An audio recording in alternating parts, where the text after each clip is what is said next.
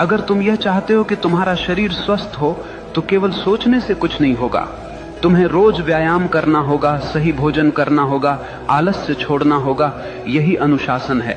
अगर तुम यह चाहते हो कि तुम्हारा जीवन ज्ञान से भरा हो तो केवल यह चाहना कि काश मैं बुद्धिमान बनूं बेकार है।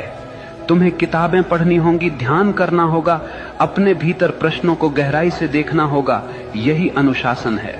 याद रखना, चाहत बीज है और अनुशासन उसका पानी। बीज कितना भी महान क्यों न हो, अगर उसे पानी न मिले तो वह सूख जाएगा।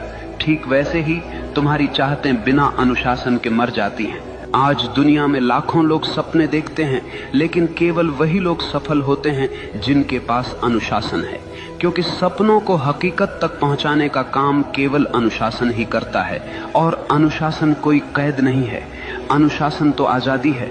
आजादी इस बात की कि तुम अपने ही आलस्य, अपनी ही कमजोरियों और अपने ही डर से मुक्त हो जाओ। देखो, एक नदी जब तक बह रही है वह जीवन देती है, लेकिन वही नदी अगर बिखर जाए, फैल जाए तो केवल कीचड़ बन जाती है। अनुशासन नदी के किनारों जैसा है जो तुम्हारी ऊर्जा को दिशा देता है, गहराई देता है और तुम्हें तुम्हारे मंजिल तक ले जाता है।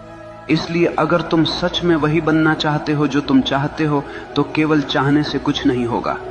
तुम्हें अपने जीवन में अनुशासन की आग जलानी होगी। हर दिन, हर क्षण अपने लक्ष्य के लिए समर्पित होना होगा। और जब चाहत और अनुशासन मिलते हैं तो चमत्कार होता है। तब मनुष्य वही बनता है जो वह चाहता है।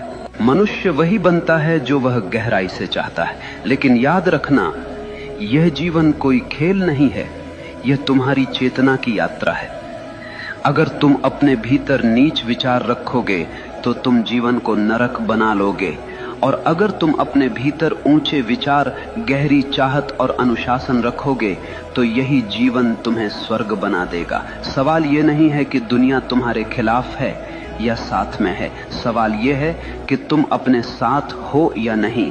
अगर तुम अपने विचारों, अपनी चाहतों और अपने अनुशासन के साथ खड़े हो तो दुनिया की कोई ताकत तुम्हें रोक नहीं सकती।